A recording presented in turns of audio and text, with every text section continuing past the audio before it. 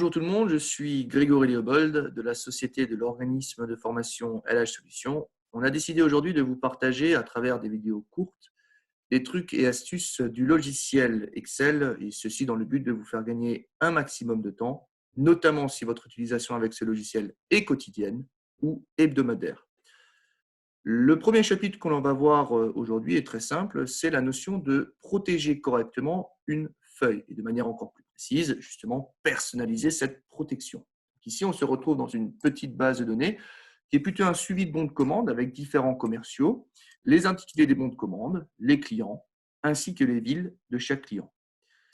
On a donc confectionné un petit fichier Excel qui permet d'afficher le pourcentage de la TVA et le tarif TTC dès lors que nous avons un tarif hors taxe précisé. Ceci est simplement possible avec une fonction ci, d'accord, qui vérifie si un tarif est précisé.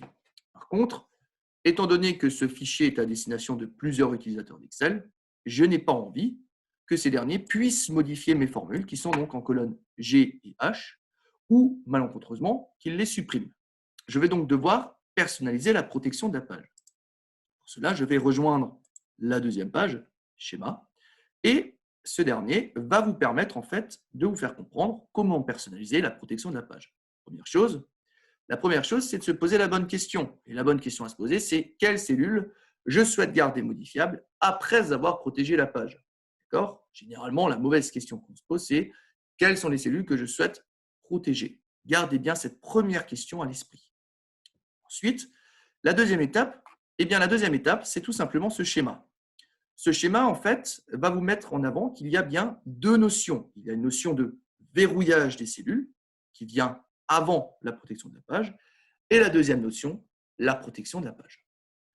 En fait, c'est le verrouillage de la cellule qui va vous permettre de garder cette dernière modifiable ou non lorsque la page est protégée. C'est pour ça que si votre cellule, à la première question, ma cellule est-elle verrouillée? Si la réponse est non, eh bien dans tous les cas que votre page elle est protégée ou non, eh bien votre cellule elle reste modifiable. Par contre, si vous êtes dans une cellule verrouillée, vous allez devoir vous poser une deuxième question. Cette deuxième question, c'est est-ce que la page est protégée?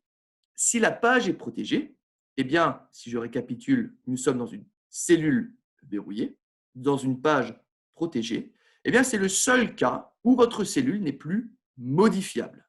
Par contre, si votre cellule est verrouillée, mais que votre page, elle, n'est pas protégée, eh bien, dans ce cas-là, votre cellule elle reste modifiable puisque votre page n'est pas protégée. D'accord ? De manière générale, toutes les cellules dans Excel sont verrouillées. Il vous faudra simplement donc du coup déverrouiller les cellules que vous souhaitez garder modifiables après avoir protégé la page. En guise de conclusion, 3 points. Point numéro 1, eh bien, tant que la page n'est pas protégée, la cellule elle reste modifiable, qu'elle soit verrouillée ou déverrouillée. D'accord ? Point numéro 2, une cellule déverrouillée dans une page protégée, elle reste modifiable. Et le point numéro 3, eh bien, une cellule n'est pas modifiable lorsque cette dernière est verrouillée et qu'elle est en même temps sur une page protégée. Pas d'inquiétude, on a un petit tableau ici pour faire un récapitulatif.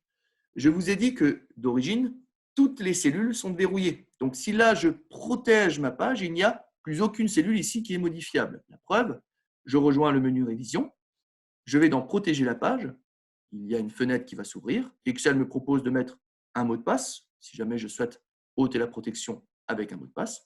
Et ici, une panoplie de règles, justement, avec toutes les exceptions qu'on accorde. Exceptions que l'on verra dans une prochaine vidéo. Si je clique ici sur OK, je me retrouve maintenant sur une page protégée avec des cellules qui, de toute façon, à l'origine, sont toutes verrouillées. Donc, il n'y a plus aucune qui est modifiable. Je vais de nouveau ôter la protection. Il ne me demande pas de mot de passe puisque je n'ai pas précisé préalablement de mot de passe. La bonne question donc à se poser, je vous le rappelle, c'est quelle cellule je souhaite garder modifiable après avoir protégé la feuille. Eh bien, supposons que pour X raisons, ici les articles, le prix unitaire, la quantité et le total qui résulte donc de la formule du prix unitaire fois quantité, pour X raisons, on va supposer que la société souhaite uniquement donner accès aux quantités. C'est-à-dire que l'utilisateur ne pourra ni modifier l'article, ni son prix unitaire, et encore moins, évidemment, son total. Alors, la réponse à la question numéro 1 est très simple. Les cellules que je souhaite garder modifiables après avoir protégé ma page sont les cellules de quantité. Je vais donc sélectionner mes différentes cellules de quantité, faire un clic droit dessus, format de cellule, voilà. Logiquement, vous tombez d'abord sur la page ou sur l'onglet nombre. Il vous suffit de rejoindre l'onglet protection. Et pour une fois, je dois avouer que l'explication est bien faite. Le verrouillage des cellules ou le masquage des cellules sont sans effet si la feuille n'est pas protégée. Je vais donc déverrouiller ces cellules-là et cliquer sur OK. Attention, je suis sur une page qui n'est pas protégée. Donc, les cellules, qu'elles soient déverrouillées ou verrouillées, elles restent modifiables puisque la page n'est pas protégée. La preuve, je peux rentrer là-dedans, elle est verrouillée. Je peux rentrer là-dedans, elle est déverrouillée. OK ? La différence se notera uniquement lorsque je vais protéger la page. Eh bien, cette fois-ci, toutes les cellules verrouillées ne sont plus modifiables. Seules les cellules que j'avais préalablement déverrouillées sont maintenant modifiables.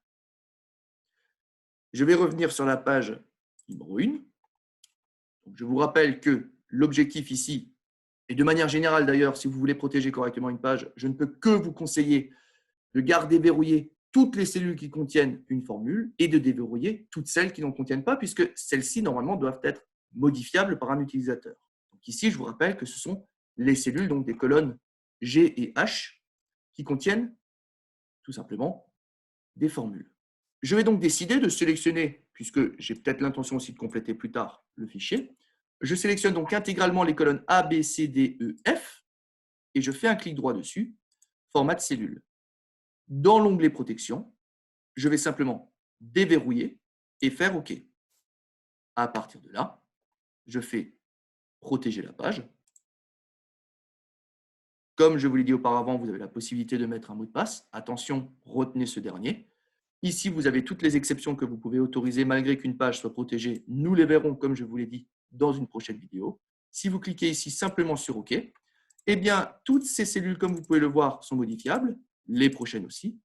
Les seules qui ne sont pas modifiables, d'accord, sont les cellules des colonnes G et H. Voilà. Eh bien, cette vidéo touche déjà à sa fin. On espère réellement que ce format vous plaît. En tout cas, si ça vous a plu, n'hésitez pas de liker la vidéo. N'hésitez pas non plus à la partager justement aux autres personnes susceptibles d'être intéressées par ce genre de tuto. En tout cas, n'hésitez pas non plus à commenter la vidéo si vous avez une question quand même, ou si vous avez une proposition d'un nouveau thème que vous souhaitez voir sous forme de vidéo. En tout cas, nous, on vous souhaite une bonne journée.